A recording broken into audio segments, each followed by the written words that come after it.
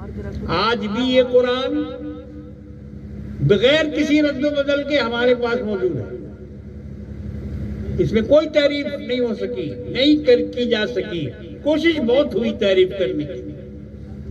مجھے ایک واقعہ یاد آیا. ابھی اس واقعہ کو میں نے ہاوڑہ کے ایک اجلاس مدرسہ، ہاوڑہ میں ایک مدرسہ ہے، نام بھول رہا ہوں، ابھی پرسوں میں وہاں گیا تھا، اور وہاں بھی جلسے دستار بندی تھی. دستار بندی لڑکوں کی تھی. اس میں میں نے یہ واقعہ بیان کیا. حضرت امام قرطبی رحمۃ اللہ علیہ، انہوں نے اپنی کتاب میں یہ واقعہ لکھا ہے کہ مامون رشید جو خلیفہ تھا بغداد کا، اس کے پاس ایک شخص آیا اس کے دربار میں، نہایت صاف ستھرا لباس، چہرہ بھی اس کا بہت خوبصورت. وہ آ کے اس کے سامنے کھڑا ہو گیا. مامون رشید نے پوچھا کہ تو کون ہے؟ کون ہے تو؟ اس نے کہا کہ میں ایک یہودی ہوں. یہودی ہوں، میں آپ کو دیکھنے آیا ہوں، آپ سے ملاقات کرنے آیا ہوں. تو مامون رشید نے بہت ساری باتیں اس سے کرنے کے بعد کہا کہ تو اسلام لے آ، مسلمان بن جا، اسلام قبول کر لے. اس نے کہا کہ نہیں، میں تو یہودیت پر ہی قائم رہوں گا، میں اسلام قبول نہیں کروں گا. اس کے بعد انہی باتوں کے ساتھ وہ چلا گیا. ایک سال کے بعد پھر آیا اور اس نے کہا کہ اے مامون رشید، میں مسلمان ہو کے آیا ہوں. اس وقت کہا کہ میں نہیں قبول کروں گا اسلام، مگر جب ایک سال کے بعد آیا تو اس نے کہا کہ میں نے اسلام قبول کر لیا. اب مامون رشید نے پوچھا کہ کیوں؟ اس وقت تو نے انکار کیا تھا اور اب تو کہہ رہا ہے کہ میں اسلام لے آیا ہوں، وجہ کیا ہے؟ اس نے کہا دیکھیے، میں ایک کاتب ہوں اور خوش خطی کرتا ہوں، کتابیں لکھتا ہوں، میرا یہی پیشہ ہے. میں نے انجیل کی کتابت کی سب سے پہلے، اور اس کے بعد توریت کی کتابت کی، اس کے بعد قرآن مجید کی کتابت کی، ان کو لکھا، اور لکھنے کے بعد اس نے کہا کہ میں انجیل توریت یہودیوں کے پاس لے گیا جو میں نے لکھا تھا، اور اس میں میں نے جگہ جگہ عدل بدل کر دیا تھا. توریت میں جگہ جگہ تبدیلی کر دی تھی. اور اس کے بعد میں جب وہ توریت لے کر یہودیوں کے پاس ان کے کنیسہ میں گیا تو وہ نئی کتاب دیکھ کر بہت خوش ہوئے. اس زمانے میں چھپنے چھپانے کا رواج تو تھا نہیں، ہاتھی سے کتاب لکھی جاتی تھی. تو وہ لوگ اس کو دیکھ کے بہت خوش ہوئے. انہوں نے جگہ جگہ سے اس کا مطالعہ کیا اور کہا کہ ہاں بہت اچھا ہے، رکھ دو یہاں، ہمارے یہاں دے دو ہمیں. اس کا شاید کچھ معاوضہ بھی انہوں نے دیا. پھر اس کے بعد وہ کہتا ہے کہ میں وہ انجیل بھی لے کے گیا جس نے میں نے بہت جگہ تبدیلی کر دی تھی. عیسائیوں کے پاس لے کے گیا تو انہوں نے بہت خوشی خوشی اس کو قبول کر لیا. اسی طرح میں نے قرآن شریف بھی تبدیل کر کے لکھا تھا، جیسے انجیل میں تبدیلی کی تھی، جیسے توریت میں تبدیلی کی تھی، ویسے میں قرآن میں بھی جگہ جگہ بدل دیا تھا. اور اس قرآن کو لے کے جب میں مسجد میں گیا اور وہاں کے امام کے ہاتھ میں دیا تو انہوں نے مجھے واپس کر دیا کہ لے جاؤ، تمہارے قرآن کی ہمیں ضرورت نہیں ہے، اس میں تو جگہ جگہ تبدیلی ہے. پھر اس نے کہا کہ میں جہاں بھی گیا اور قرآن ہاتھ میں دیا سبوں نے واپس کر دیا، کہا کہ یہ اصلی قرآن نہیں، اس میں تو رد و بدل کیا گیا ہے. اس نے کہا کہ اب مجھے پورا یقین ہو گیا کہ اگر دنیا میں کوئی کتاب حرف بحرف من و عن جیسے نازل ہوئی تھی، اگر کوئی کتاب ہے تو وہ قرآن مجید ہے. سبحان اللہ. کیونکہ انجیل والے خاموش رہے اور توریت والے خاموش رہے، انہیں تبدیلی کا پتہ نہیں چلا. پتہ چلے گا بھی کیسے؟ توریت تو اب پڑھا ہی نہیں جاتا. توریت کو اب پڑھنے والا کوئی ہے نہیں، وہ زبان ہی دنیا سے ختم ہو گئی جس زبان میں توریت نازل ہوئی تھی. اب کیا ہے؟ انجیل. جگہ جگہ گرجا قائم ہے، جگہ جگہ عیسائی موجود ہیں، مگر ان کے یہاں بھی بائبل کہیں نہیں پڑھا جاتا ہے.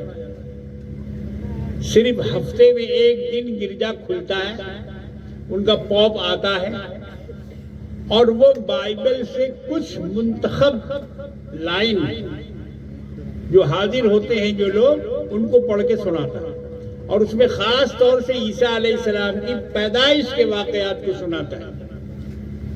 اور جہاں ان کو پیدائش کا واقعہ وہ بولتا ہے، میں ان کی محفل میں شریک ہوا ہوں. گرجا میں مجھے انہوں نے کئی دفعہ دعوت دے کے بلایا. کلکتہ میں ان کے کارڈینل آئے تھے اور اس کا ایک پروگرام ہوا تھا، میں اس میں بھی شریک ہوا. انہوں نے بلایا مجھے. تو اللہ کا فضل و کرم ہے کہ میں ہر مذہب کے پروگرام میں شریک ہوتا ہوں، جینی، بدھسٹ اور سکھ. غیر مسلم ہندو تو ہے ہی ہیں، ان کے پروگراموں میں میں جاتا ہوں اور وہ مجھے بلاتے بھی ہیں. میں خود سے نہیں جاتا، دعوت نامہ بھیجتے ہیں، آدمی بھیجتے ہیں، گاڑی بھیجتے ہیں اور مجھے بلا کے لے جاتے ہیں. اور میں وہاں ان کے سامنے کچھ عرض معروض بھی کرتا ہوں، کچھ بتاتا بھی ہوں دین کے بارے میں، قرآن کے بارے میں، انسانیت کے بارے میں، کہ قرآن نے اس انسانیت کو کس طرح سے پیش کیا پوری دنیا والوں کے سامنے. بار کہے میں خود اس میں شریک ہوا ہوں. وہ جب وہ لائن پڑھتے ہیں عیسیٰ علیہ السلام کی ولادت کا، تو جتنے سننے والے ہیں سب اٹھ کے کھڑے ہو جاتے ہیں. میں بھی تھا وہاں تو میں کیسے بیٹھا رہا تھا، میں بھی اٹھ کے کھڑا ہوا. پھر تھوڑی دیر کے بعد اس نے اور لائن پڑھی، اس میں بھی عیسیٰ علیہ السلام کی پیدائش کا تذکرہ تھا. سارے کے سارے لوگ اٹھ کے کھڑے ہو گئے، میں بھی کھڑا ہو گیا. ارے بھائی اٹھتے بیٹھتے میں پریشان ہو گیا. یا اللہ کہاں کس مصیبت پہ میں آ کے پھنس گیا. ہمارے یہاں بھی ولادت کے وقت لوگ کھڑے ہوتے ہیں، ولادت کے ذکر پر کہتے ہیں کہ قیام کرنا فرض ہے. یہ وہیں سے آیا ہے. خوب اچھی طرح سمجھ لو، بنیاد بتا رہا ہوں، یہ بنیاد بتا رہا ہوں. یہ کھڑا ہونا ذکر ولادت کے وقت عیسائیوں کے یہاں سے ہمارے یہاں آیا. بہت سی چیز آئی ہے. پھول چڑھانا، یہ پھول بھی انہی کی چیز ہے، ہماری چیز نہیں ہے. ہمارے یہاں کسی اکابر نے، کسی بزرگ نے، کسی صحابی نے، کسی ولی نے کسی بھی مزار پر پھول کیا، پھول کا ایک ٹکڑا بھی نہیں چڑھایا. کوئی نہیں ثابت کر سکتا. ہزاروں اولیاء اکرام نے، ہزاروں صحابہ اکرام نے، 1,47,000 صحابی اللہ کے رسول کے ساتھ میدان عرفات میں حجۃ الوداع کے موقع پر موجود تھے، مگر ان میں سے کسی نے یہ کام نہیں کیا. بہرحال ہم دوسروں کی نقل اتار رہے ہیں. ارے اب تو پھول سے آگے بڑھ گئے ہیں لوگ، کیک کاٹ رہے ہیں، رسول اللہ کا برتھ ڈے منا رہے ہیں. لا حول ولا قوت الا باللہ. ان کی عقلوں میں پتھر پڑ گیا ہے. اور الصلاۃ والسلام علیک یا رسول اللہ پڑھ کر وہ بڑا بڑا کیک بناتے ہیں ربیع الاول میں، اور وہ کیک کاٹا جا رہا ہے. ایسی اوندھی کھوپڑی دیکھا آپ نے؟ اسی کو بولتے ہیں اوندھی کھوپڑی. داڑھی بھی ہے، ٹوپی بھی ہے، عبا بھی ہے، چوغا بھی ہے، یہ مولانا اور مولوی کی شکل بنائے ہوئے اور بڑی چھری لے کر بڑا کیک کاٹ رہا ہے اللہ کے رسول کے نام پر. بولو یہ برتھ ڈے اسلام کی چیز ہے؟ اسلام میں برتھ ڈے ہے؟ اللہ کے رسول نے کسی کا برتھ ڈے منایا؟ کسی صحابی نے کسی کا برتھ ڈے منایا؟ اولیاء کرام نے، بزرگان دین نے کسی کا برتھ ڈے منایا آج تک؟ خواجہ صاحب نے، غوث العظم نے، یا اور جن کا بھی تم نام لے لو، کسی نے برتھ ڈے منایا؟ یہ برتھ ڈے انگریزوں کی چیز ہے، یہ ان کا طریقہ ہے۔ تو یاد رکھو، جس کا طریقہ اختیار کرو گے اسی کے ساتھ حشر ہوگا، اسی کے ساتھ حشر میں کھڑے ہوگے۔ اللہ تعالیٰ انہی کے ساتھ تمہیں شامل کر دے گا۔ من تشبہ بقوم فہو منہم، جس نے جس قوم کی شباہت اختیار کی تو ان کا شمار اسی میں ہوگا۔ بہرحال میں یہ عرض کر رہا تھا کہ عیسائیوں نے بھی اس تبدیلی پر کوئی تعجب کا اظہار نہیں کیا، اور توریت کبھی کسی نے انکار نہیں کیا، جو بھی بدل عدل کے دیا سب منظور کر لیا، قبول کر لیا۔ تو میرے بزرگوں اور دوستوں، قرآن میں تبدیلی کبھی نہیں ہو سکتی ہے، یہ کتاب سب سے اوپر ہے۔ اللہ رب العالمین نے اس کی حفاظت کا ذمہ لیا ہے۔ یہ مدارس کیا ہے؟ یہ مدارس اسلامیہ کیا ہیں جہاں قرآن پڑھایا جا رہا ہے، پڑھا جا رہا ہے؟ اللہ نے فرمایا کہ سب سے بہتر یہی لوگ، رسول اللہ نے فرمایا خیرکم من تعلم القرآن، جو تمہیں قرآن پڑھا رہا ہے، جو تمہیں قرآن سکھا رہا ہے، یا جو قرآن حاصل کر رہا ہے، یہ سارے کے سارے بہتر لوگ ہیں۔ خیرکم، تم میں سب سے بہتر یہ لوگ۔ آج ہم انہی لوگوں کو حقیر سمجھتے ہیں، ہم انہی لوگوں کو غریب سمجھتے ہیں؟ نہیں میرے بزرگوں اور دوستوں، میرے بچوں جو حافظ بنے ہیں، میں ان سے خطاب کر رہا ہوں۔ قرآن میں جو علم ہے وہ دنیا میں کہیں نہیں ہے۔ آج کی دنیا انفارمیشن ٹیکنالوجی کی دنیا ہے۔ گوگل کے بٹن پر، انفارمیشن کے بٹن پر جب ہاتھ دیتے ہیں آپ تو کروڑوں نہیں اربوں انفارمیشن آپ کے سامنے آ جاتے ہیں، کھڑے ہو جاتے ہیں۔ یہ انفارمیشن کا دور ہے، انفارمیشن کی ٹیکنالوجی ہے۔ مگر اس ٹیکنالوجی سے ذرا پوچھو، گوگل سے پوچھو، گوگل آج کل تو گوگل سب کا استاد بنا ہوا، مسئلہ پوچھ رہے ہیں روزہ کا، نماز کا، زکوٰۃ کا، یہ مسائل پوچھے جا رہے، مفتی بنا لیا گوگل، گوگل مفتی گوگل۔ اس سے پوچھو تو کہ مرنے کے بعد کیا ہوگا، دیکھو کیا بولتا ہے گوگل،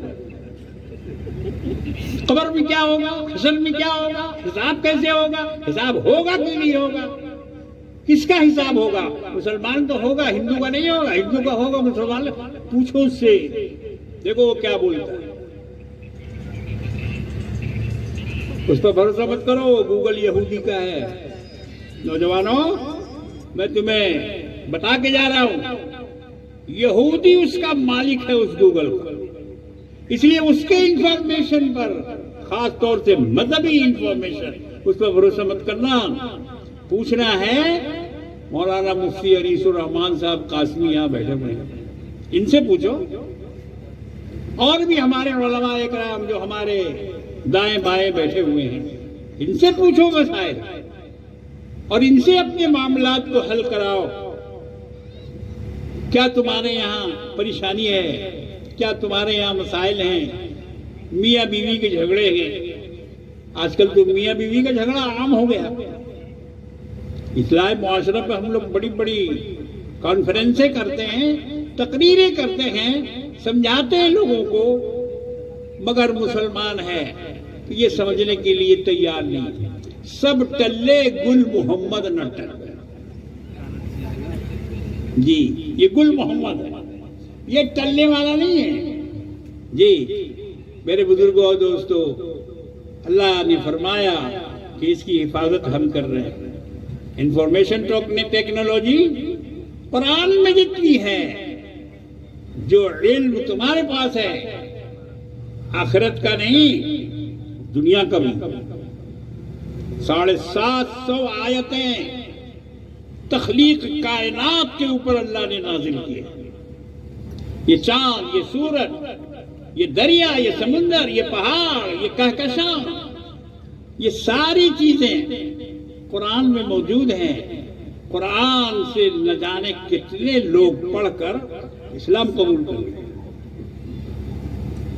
ایمبرولوجی، بچہ کیسے پیٹ میں آتا ہے، کیا اس کا جرثومہ ہوتا ہے اور وہ کتنا ہوتا ہے. یا ایھا الناس اتقوا ربکم الذی خلقکم من نفس واحدہ، سنگل جین، اس سے انسان پیدا ہوتا ہے. آج ایمبرولوجی کرنے والے ڈاکٹر ماشاءاللہ ہمارے مولانا طاہر صاحب کے جتنے بچے ہیں سب ڈاکٹر بن رہے ہیں، پورا گھرانہ ڈاکٹروں کا ہے جی، اور سب انسانیت کی خدمت کے لیے کر رہے ہیں، کمانے کے لیے نہیں. میں نے ہر ایک سے بات کی ہے، یہ سب ہمارے سامنے پیدا ہوئے اور ہماری گود میں آئے، ہم نے ان کو کھلایا، ہم نے ان کو پیار کیا. آج ماشاءاللہ یہ سب کے سب بڑے ہو گئے، جوان ہو گئے اور ڈاکٹری کا علم حاصل کر رہے ہیں، ڈاکٹری کے پیشے سے جڑے ہوئے، کوئی ایمس میں ہے، کوئی لندن میں ہے. مولانا طاہر صاحب کا یہ کمال ہے کہ خود مولانا ہوتے ہوئے اور انہوں نے اپنے بچوں کو یہاں تک پہنچا دیا، لندن بھیج دیا. جی اللہ کی عنایت ہے ان کے اوپر. تو ایمبرولوجی جو قرآن میں ہے، انسان پیدا کیسے ہوتا ہے، اس کی تخلیق کیسے ہوتی ہے، میں اس پر زیادہ بول نہیں سکتا اس وقت. یہ الگ ایک عنوان ہے، الگ ایک موضوع ہے. میں کلکتے میں کئی سیمیناروں میں غیر مسلموں کے سامنے، ڈاکٹروں کے سامنے اور دوسرے پڑھے لکھے آزاد کے سامنے اس کو بیان کر چکا ہوں، کرتا رہتا ہوں جی، کہ کیسے انسان اسٹیج بائی اسٹیج ماں کے پیٹ میں تیار ہوتا ہے. اللہ نے اس کا جو نقشہ کھینچا ہے قرآن میں، ڈاکٹر اس کو پڑھ کے تعجب کرتے ہیں کہ ارے یہ تو وہ باتیں ہیں کہ جو آج سے 70-80 سال پہلے کسی کو معلوم نہیں تھی. کوئی ٹیلیسکوپ نہیں نکلا تھا، کوئی مائکروسکوپ نہیں نکلا تھا کہ جس سے ان جرثومے کو دیکھا جا سکے کہ اس کی تعداد کتنی ہے، کیسے وہ انسان بنتا ہے. تو میرے بزرگوں اور دوستوں، ہزاروں ہزار ایمبرولوجسٹ اسلام لا چکا. مان لیا کہ یہ اس شخص کا کلام ہے جو پہاڑوں کے درمیان رہتا ہے، نہ وہاں اسکول، نہ کالج، نہ کوئی کتاب، نہ کچھ بھی نہیں، کوئی مدرسہ نہیں، کوئی مکتب تک نہیں. اور اس شخص کے منہ سے، اس کی زبان سے اتنا علم کا دریا بہ رہا ہے، سمندر بہ رہا ہے. کہاں سے یہ ٹیکنالوجی ان کے پاس آئی، انہوں نے کیسے اس کو بیان کیا، جبکہ وہ قرآن میں انہوں نے خود پڑھا ہے کہ ہم نے آپ کو قلم پکڑنے نہیں دیا، قلم پکڑنے نہیں دیا. اس سے پہلے آپ نے کوئی خط نہیں کھینچا. یہ کام ہم نے اس لیے کیا تاکہ اہل باطل آپ پر شک نہ کریں، اہل باطل آپ پر شک نہ کریں کہ آپ نے کسی سے سیکھ لیا ہوگا، آپ کو کسی نے پڑھا دیا ہوگا، آپ نے کسی سے سمجھ لیا ہوگا. نہیں، ہم نے اسی لیے آپ کو لکھنا پڑھنا نہیں سکھایا. نبی امی میں یہ مصلحت ہے کہ ایک طرف تو آپ نے کسی سے لکھنا پڑھنا سیکھا نہیں اور دوسری طرف آپ نے علم کا دریا بہا دیا. یہ معجزہ جناب محمد رسول اللہ صلی اللہ تعالی علیہ وسلم ما كنت تعلمها انت ولا قوم. دیکھیے وہ آیت سے نکل رہی ہے، وما كنت تتلو من كتاب ولا تخطه بيمينك اذا لارتاب المبطلون. ہم نے آپ کو نہیں سکھایا، قلم پکڑنا بھی نہیں سکھایا، کتاب پڑھنا بھی نہیں سکھایا. آپ دیکھیے کہ آج دنیا والے اس پر تعجب کر رہے ہیں. یہ تو ایمبرولوجی کا ایک واقعہ میں نے آپ کو بتایا. اسی طرح ایسٹرونومی، کہکشاں، چاند، سورج، گلیکسی، ہینڈلوں میں کلسٹر، جب ان کا علم حاصل کر رہا ہے انسان، جب دوربین وہاں تک لگا رہا ہے، ہبل ٹیلیسکوپ لاکھوں کروڑوں لائٹ ایئر کی تصویر بھیج رہا ہے، اور ان کہکشاؤں کی تصویر اس دنیا میں آ رہی ہے جو دنیا کے بالکل آخری سرے پر ہے، پتہ نہیں کہاں ہے، وہاں انسان کبھی جا بھی نہیں سکتا ہے، نہ ایسی کوئی سواری ہے، نہ ایسا کوئی راکٹ ہے، نہ ایسا کوئی جہاز ہے، نہ ایسا کوئی ذریعہ ہے۔ یہاں سے بیٹھا بیٹھا انسان دیکھ رہا ہے۔ وہ اسٹرانومی والے بھی پریشان ہیں، قرآن ان کو بتاتا ہے، قرآن کہتا ہے لَلشَّمْسُ يَنبَغِي لَهَا أَن تُدْرِكَ الْقَمَرَ وَلَا اللَّيْلُ سَابِقُ النَّهَارِ، چاند کی مجال نہیں ہے کہ وہ سورج کے راستے میں چلا جائے، اور نہ سورج کی مجال ہے کہ وہ چاند کے راستے میں چلا جائے، سب اپنے اپنے راستے میں چل رہے ہیں۔ میرے بزرگوں دوستوں، اسٹرانومی والے بھی حیران ہیں، ان میں سے بھی بہت سارے اسلام لا چکے۔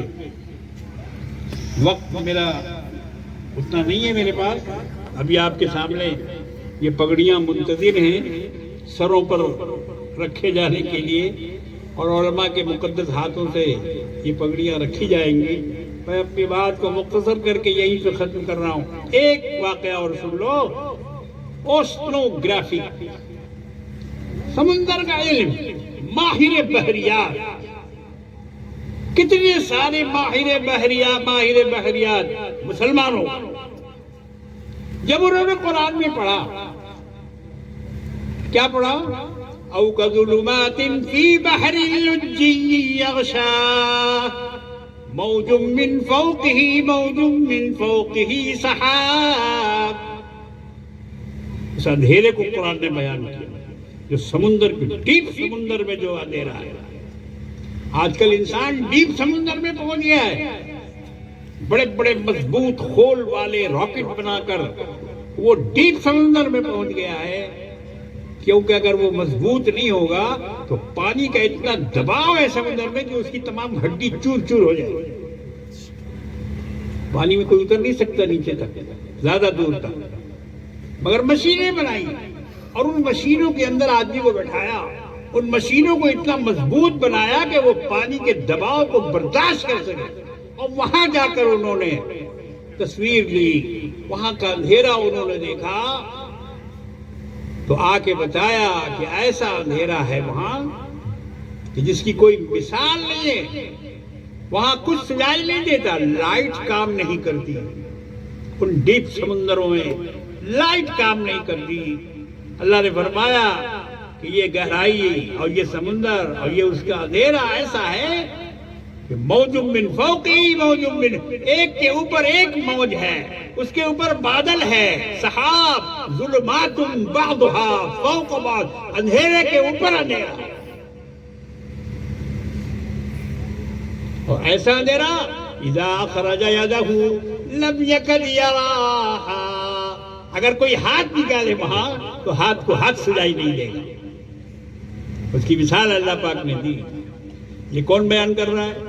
جو سمندر میں کبھی گیا ہی نہیں، جس نے سمندر کا سفر کبھی کیا ہی نہیں، وہ محمد رسول اللہ صلی اللہ تعالی علیہ وسلم کی زبان سے سمندر کے یہ حالات قرآن بیان کر رہا ہے۔ جب ایک اوشنوگرافک جب اس کو پڑھتا ہے تو وہ تعجب میں پڑ جاتا ہے اس شخص کے پاس یہ علم کہاں سے آیا۔ وہ تو کبھی سمندر کا سفر بھی نہیں کیے، کبھی کشتی پہ نہیں بیٹھے، کبھی جہاز میں نہیں بیٹھے، اور نہ کبھی ادھر سے ادھر سمندر میں وہ گئے، ان کی زبان سے یہ علم کیسے نکل رہا ہے؟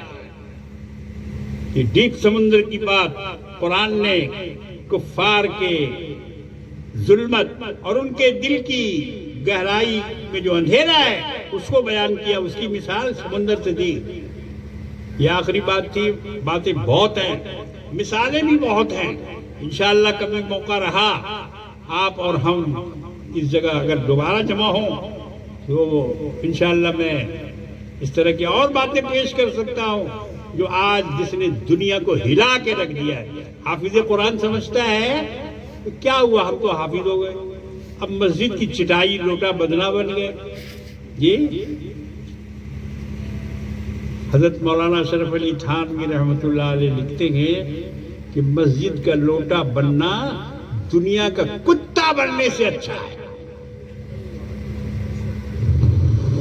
مسجد کا لوٹا بن جائے وہ دنیا کا کتا بننے سے اچھا ہے. حقیقت ہے. اس لیے اپنے کو کمتر مت سمجھو حافظ قرآن. تم بہت علم والے ہو, تمہارے اتنا کسی کے علم کسی کے پاس ہے ہی نہیں. صحیح علم جس پہ کوئی نقص نہیں نکال سکتا, جس پہ کوئی انگلی نہیں اٹھا سکتا, جس کو کوئی غلط ثابت نہیں کر سکتا, وہ علم تمہارے پاس ہے, وہ قرآن تمہارے سینے میں ہے. اس میں کوئی تغیر نہیں, کوئی تبدل نہیں. ایک واقعہ بیان کر کے جو میں نے ہاوڑہ میں بیان کیا تھا, ابھی ہمارے ذہن میں وہ گھوم رہا ہے, میں آپ کے سامنے بھی وہ رکھ دینا چاہتا ہوں. ہمارے مدرسہ عظمتیہ میں نعتیہ طری مشاعرہ 60 برسوں سے ہو رہا ہے. نعتیہ طری مشاعرہ ایک طرح مصرع دیا جاتا تھا اور اسی مصرے پہ سارے لوگ اپنی اپنی نعتیں لکھتے تھے. مولانا طاہر صاحب تو وہاں پڑھے ہیں اور ان کو یہ بات اچھی طرح معلوم ہے. ایک سال مصرع دیا گیا, ساری خلقت کے ہیں عنوان رسول عربی. یہ مصرع طرح تھا, اسی پر سب کو اپنی نعت بنانی تھی. ساری خلقت کے ہیں عنوان رسول عربی. تو اس میں ہمارے مشاعرہ کے صدر تھے جناب نواب دہلوی صاحب, بہت بڑے شاعر کلکتہ کے. انہوں نے اپنی نعت میں ایک شعر ایسا لکھا کہ آج تک وہ شعر میرے ذہن میں گھومتا ہے. میں اس وقت بہت بچہ تھا, چھوٹا تھا, کم عقل تھا, لیکن الحمدللہ مجھے ذوق بچپن سے ہے اور وہ شعر مجھے ان کا یاد ہو گیا. آپ بھی سن لیجئے. ساری خلقت کے ہیں عنوان رسول عربی. اس پر انہوں نے وہ شعر پڑھا, کیونکہ حافظوں کی دستار بندی بھی ہوتی ہے ہمارے یہاں مشاعرے میں, جلسے میں, اور اس کے بعد نعتیہ مشاعرہ ہوتا ہے. تو نواب دہلوی نے ایک مصرع اس نے قرآن کے متعلق بھی لکھا. کیا مصرع تھا وہ؟ نہ تغیر, نہ تبدل, نہ نظیر اور نہ مثال. دہلی کے تھے بھائی, دہلی کی زبان ہے یہ. نہ تغیر, نہ تبدل, نہ نظیر اور نہ مثال. لائے قرآن وہ قرآن رسول عرب. لائے قرآن وہ قرآن رسول عربی. ساری خلقت کے ہیں عنوان رسول عرب. یہ ہے, اس پر ایمان رکھو. کوئی اس کو بدل نہیں سکتا, کوئی اس میں تعریف نہیں کر سکتا. اللہ نے فرمایا کہ ہم نے نازل کیا ہے اور ہم ہی اس کے محافظ ہیں, ہم حفاظت کریں. بارگاہ میری بات ختم ہو گئی. پڑھیے, پڑھائیے, سیکھیے, سکھائیے. ترجمہ کے بارے میں ہمارے حضرت مولانا علی الرحمان صاحب قاسمی نے فرمایا ہے کہ ترجمہ بھی سنایا جائے, ترجمہ بھی پڑھا جائے, پڑھایا جائے. حافظوں کو بھی قرآن کے معانی اور مطالب سمجھایا جائے تاکہ وہ جب پڑھیں قرآن تو ان کو پتا چلے کہ وہ کیا پڑھ رہے ہیں, اللہ کیا فرما رہا ہے. الحمدللہ رب العالمین. تمام تعریفیں اللہ کے لیے, ہر قسم کی تعریفیں. اب ان کو بتایا جائے کہ ہر قسم کی تعریف کیا ہے. رب کس کو بولتے ہیں, رب کون ہوتا ہے, رب کیسا ہوتا ہے. رب العالمین. عالمین کیا ہے؟ ساری دنیا. کہاں ہے دنیا؟ جانوروں کی دنیا, کیڑے مکوڑوں کی دنیا, ستاروں کی دنیا, آسمانوں کی دنیا, سمندر کی دنیا, جانوروں کی, حیوانات کی دنیا. جی کتنی دنیایں ہیں, کتنی دنیاؤں کا ذکر کریں گے ہم. اللہ فرماتے ہیں کہ ان سبوں کے رب ہم ہیں, ان کے پالنے والے, ان کو چلانے والے, ان کو سنبھالنے والے ہم ہیں. الحمدللہ رب العالمین. دیکھو اگر اس کو اس طرح سے سمجھ کے پڑھو گے تو نیت باندھ کر جب الحمدللہ پڑھو گے تمہارا دل ڈھل جائے گا. میں کس کے سامنے کھڑا ہوں, کیا بول رہا ہوں میں, کیا لفظ ہے. دو حرف میں ساری دنیا کس طرح سے سمائی ہوئی ہے. اس لیے میرے بھائیوں بزرگوں دوستوں ترجمہ بھی پڑھیے, ترجمہ کیجئے اور آگے عربی فارسی کی تعلیم حاصل کیجئے تاکہ آپ کو پتہ چلے کہ آپ کے سینے میں جو قرآن ہے اس میں اللہ نے کیا مضمون بیان فرمایا. بارگاہ حضرت مولانا طاہر حسین صلی اللہ تعالیٰ کو میں مبارکباد دیتا ہوں کہ انہوں نے اتنا عظیم شان جلسہ اس جنگل میں گویا ایک طرح سے منگل ہے جو بولا جاتا ہے نا جنگل میں منگل, تو یہ جنگل میں منگل ہے جہاں اتنے سارے حفاظ کی ابھی دستار بندی ہونے والی ہے. اللہ تبارک و تعالی ہم سب کو علم و عمل کی توفیق عطا فرمائے. شکریہ کے ساتھ میں اپنی بات کو ختم کر رہا ہوں. وآخر دعوانا الحمدللہ رب العالمین.